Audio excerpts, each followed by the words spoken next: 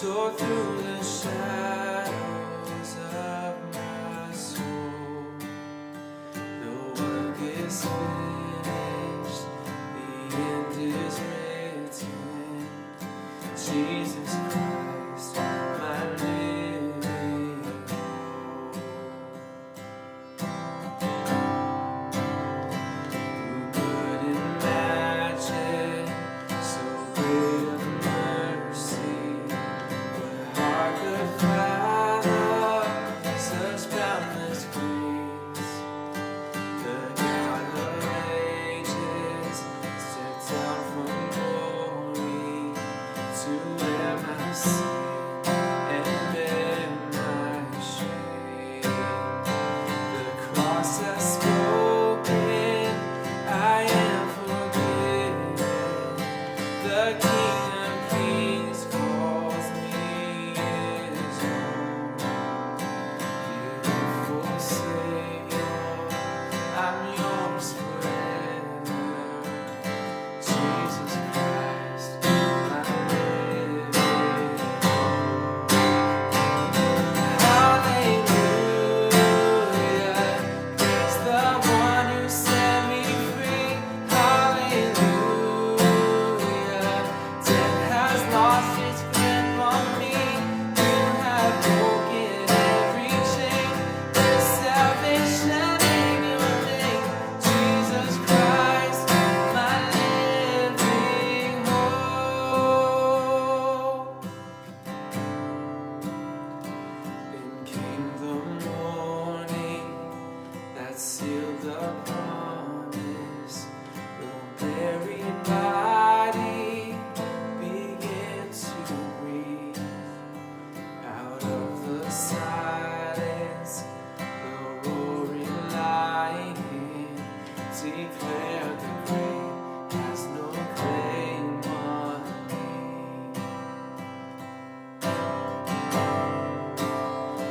Then came the morning that sealed the promise.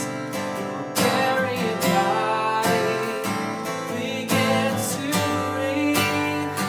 Out of the silence, the roaring lion declared the grave has no claim on me. Oh, Jesus, yours is the victory. Oh, hallelujah, praise the one who set me free. Hallelujah, death has lost its grip on me. You have broken every chain. There's salvation in your name, Jesus Christ, my living hope. Hallelujah, praise the one who set me free. Hallelujah, death has lost its grip on me. You have broken every chain. There's salvation in your name, Jesus Christ, my living hope. Jesus Christ, my living hope. Oh God, you are my living hope.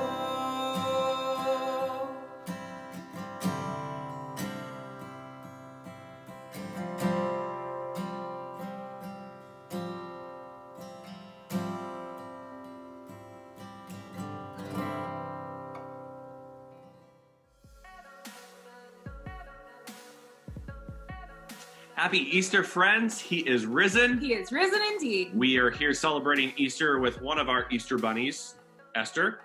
And we just wanted to bring you a bit of good news, a bit of hope of the resurrection that we celebrate today. This is an unorthodox Easter for all of us. We are preaching from self-isolation at home, and it's brought up a lot of experiences for us that I think relate remarkably well to how we receive Easter this year. as I said, we're celebrating from home, and we've all been self-quarantined, which means that Jamie and I have had plenty of opportunities to dive into some cookbooks that really were collecting dust on the shelves. Mhm. And as we've gone further and further in this self quarantine, in this period of social distancing, we started to run low on a lot of ingredients. And so when that starts happening, you have some elements you're like, well, I know it calls for this in the book, but we're going to roll with this because this is what we have. And the end product seems sometimes to be, it's good, but it's not exactly what you read is supposed to be happening in the book. Yeah, And we noticed this last night. We made some pizza and we've been using fresh mozzarella. Well, we ran out of fresh mozzarella and we used just kind of that bagged stuff that you get at the store that's already shredded and it's been sitting for weeks and weeks, maybe months. You can taste the difference when something's missing. You're missing a part of what should be in there and it's not there and it tastes different. And so, in a weird way, I think that actually is what we're living in now with this pandemic. That actually, because we are living in a time that is scary, because we are living in a time where there's suffering, where there's uncertainty, where there's death, we're actually closer to the tenor of the original resurrection day that we read about in our scriptures. And so, what we wanted to do today is bring several points from the gospel to look at how this Easter Sunday might be just a little closer to the original Easter. So, we read in John 20, verses 1 through 18. Early on the first day of the week, while it is still dark, Mary Magdalene went to the tomb and saw the stone had been removed from the entrance. So she came running to Simon Peter and the other disciple, the one Jesus loved, and said, "They have taken the Lord out of the tomb, and we don't know where they've put him." So Peter and the other disciple started for the tomb. Both were running, but the other disciple outran Peter and reached the tomb first. He bent over and looked in at the strips of linen lying there, but did not go in. Then Simon Peter came along behind him and went straight into the tomb. He saw the strips of linen laying there, as well as the cloth that had been wrapped around Jesus' head. The cloth was still lying in its place, separate from the linen. Finally, the other disciple, who had reached the tomb first, also went inside. He saw and believed. They still did not understand this from Scripture that Jesus had to rise from the dead. Then the disciples went back to where they were staying. Now Mary stood outside the tomb crying. As she wept, she bent over to look into the tomb and saw two angels in white seated where Jesus' body had been, one at the head and the other at the foot. They asked her, "Woman, why are you crying?" "They have taken my Lord away," she said, "and I don't know where they've put him." At this, she turned around and saw Jesus standing there, but she did not realize that it was Jesus. He asked her, "Woman, why are you crying? Who is it that you are looking for?" Thinking he was the gardener, she said, "Sir, if you have carried him away, tell me where you have put him, and I will get him." Jesus said to her, "Mary." She turned toward him and cried out in Aramaic, "Rabboni," which means teacher. Jesus said, "Do not hold on to me, for I have not yet ascended to the Father. Go instead to my brothers and tell them, I am ascending to my Father and your Father, to my God and your God." Mary Magdalene went to the disciples with the news, "I have seen the Lord." And she told them that he had said these things to her.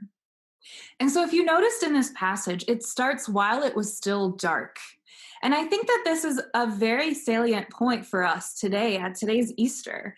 It's pretty dark around us. We can't find Jesus sometimes. Yet if we look, if we recognize his voice in the ways that he's calling out to us, just like he called out to Mary, he called out her name, Mary, and she recognized him, even though she thought he was the gardener.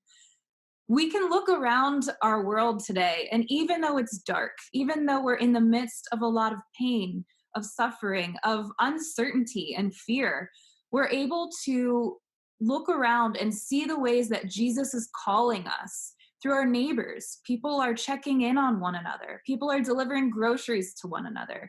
People are singing in the streets, joining in song. All of creation is rejoicing with the Creator. And a second point that we see from the text that is salient for us is the fact that when Mary encounters Jesus, as Jamie said, she doesn't recognize him, but Jesus asks her, "Why are you crying?" Now, that's a funny question to ask because Jesus undoubtedly knows why Mary is crying. And so the answer to that question is not for Jesus's benefit. The question that is eliciting an answer is for Mary's benefit. It's for Mary's benefit that she articulates her pain. Jesus wants us to call to attention the specific places in our lives, in our hearts, in our world where we need to see resurrection life. Jesus wants us to articulate that to him. And as Jamie said, this underscores the remarkable magnitude of the resurrection, that it is not bound up only in the hope of an afterlife, which it is, but it has ramifications on every aspect of creation, even the darkest, deepest nooks of our heart that we shelter our pain to, the places that seem trivial to us. The resurrection touches each of these. But there is also a third and remarkable point of action that comes from this. Yeah, and so what we see here is that Mary is actually the first evangelist in a time where women were not seen with any sort of credibility. Jesus tells her to go and tell the disciples. She is the first evangelist, and we've got some major girl power going on here. If we look at evangelization and what that actually means, it's simply experiencing God and then helping others experience God in their own situations as well. It's entering into relationship with him. And here we see that Mary actually does this because she has this experience of Jesus calling her out by name. And then she's transformed because of this. She recognizes that he is risen, and then she's sent to go tell the disciples as the first evangelist that he is risen, and he is risen indeed. Her tears of sadness have turned into tears of joy because he is risen. And so, what's the message that we find for us here today? Well, we actually find that if we look at the text and then look at the world around us, the ingredients look a little bit closer to the original recipe, so to speak. And so, yes, we find ourselves in a time that there's darkness around us, and it doesn't seem like there's that much new life. But if we look towards what God is doing, the larger picture, we see that there is goodness, there is hope, there's life, there is resurrection happening everywhere. Creation is rejoicing because pollution is evaporating with the stay-at-home orders and all of these things. Wildlife is flourishing in places that we had really done some damage. We see neighbors caring for one another.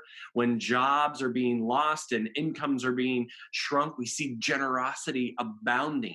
And we see the church not living in fear, but fearlessly, boldly, courageously, lovingly proclaiming the hope of the resurrection that is in Jesus Christ.